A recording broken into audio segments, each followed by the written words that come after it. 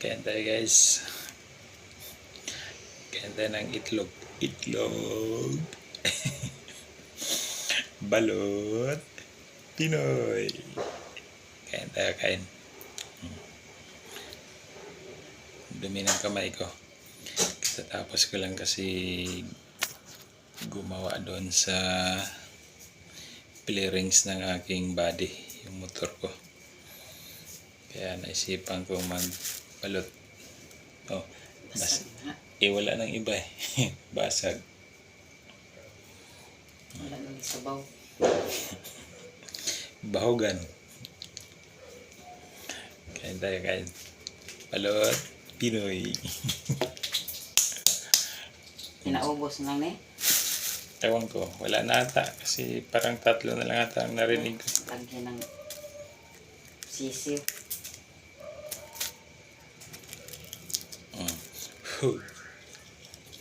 Ang tunay na Pinoy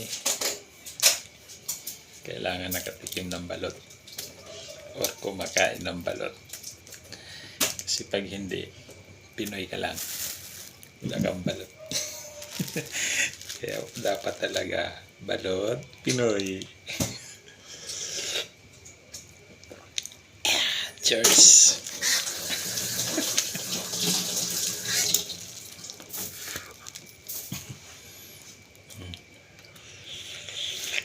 So, nandyan pa sila. May kayo.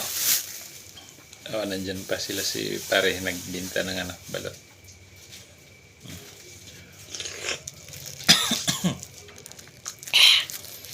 Dami kayo. Dami kayo ka-workers.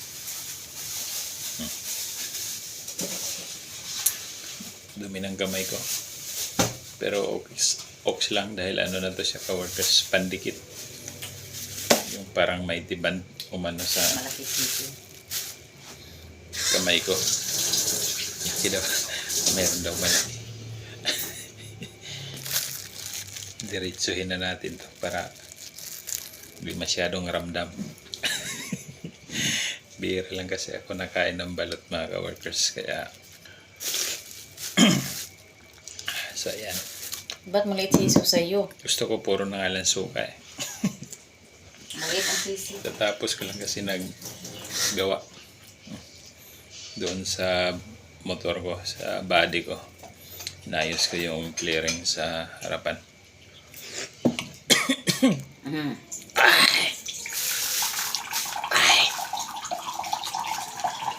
Lamig kayo. Pasyal-pasyal ko tinda yan. Ito, doon na natin to ka-workers para hindi mo ramdam yung hindi mo ramdam yung mga nandito sa loob. Huwag nyo nang tingnan. Ilabas na natin sa camera para sigurado tayo. Baka mayroong iba dyan na hindi kumakain nito. Para ayaw man matanggal. Kadikit yung Maliit lang sisiw sa iyo. Hindi Kanya. Kainin mo yan sa susuka. Ayaw ko. Balot sa Pinoy yan.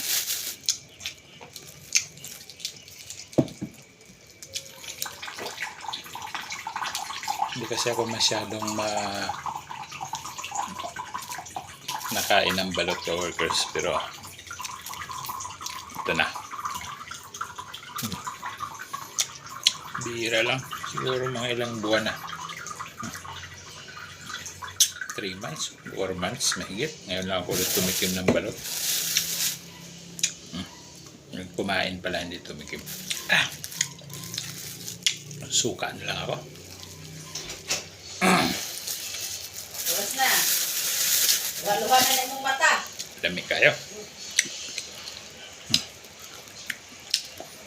Ayos. Isa lang. Isang balot lang binanata natin. Bakit ka ron? Para Kanina mo na yung mata mo, kanina pa. Namaho ka naman dito.